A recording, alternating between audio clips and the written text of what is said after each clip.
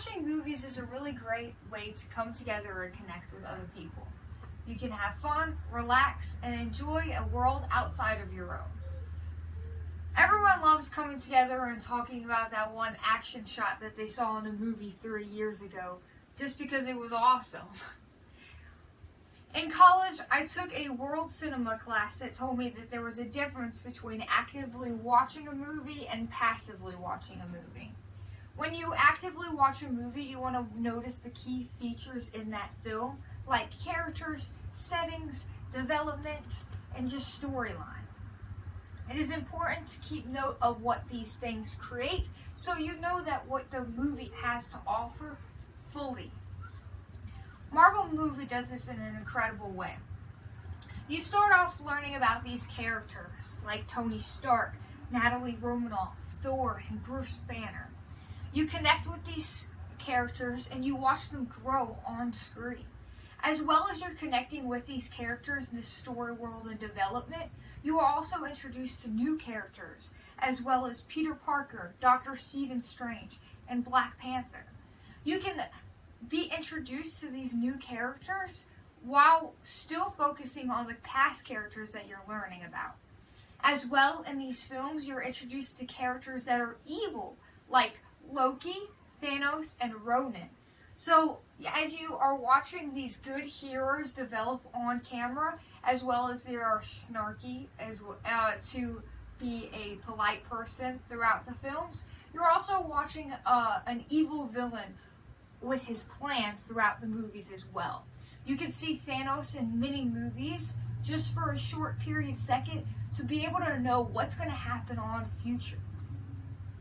And you can see characters like Loki develop as someone who is bad, not so bad, can be bad sometimes. It's pretty interesting. The settings in Marvel movies can be confusing because there are even places that take place in space, as well as locations that don't even exist on Earth. Even though that these settings can be confusing, it's actually very easy to compromise where those settings take place and where they lie on a timeline. There are many different locations and viewpoints that are happening all at the same time in the same universe. So even though there are different locations in space, it's as well as the same timeline as all the places that are on Earth, as well as other planets.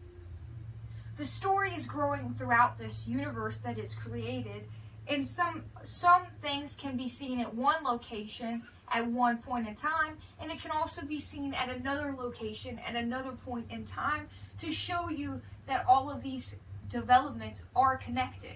And as well as big movies like The Endgame, as well as Infinity War, we're seeing all of these characters at different locations and different points in time, all coming together at one point to be able to defeat Thanos.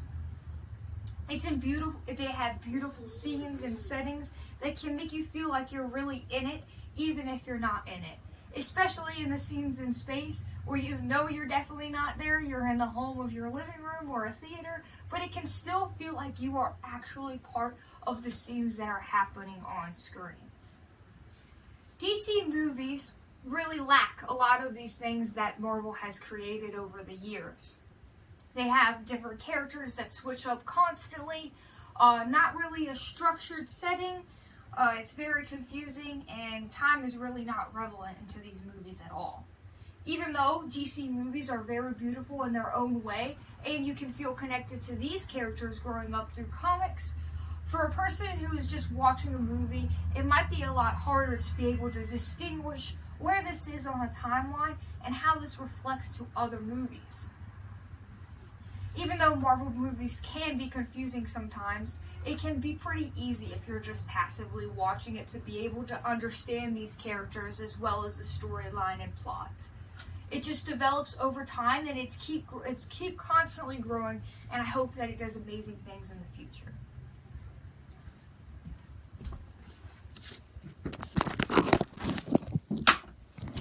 Audience.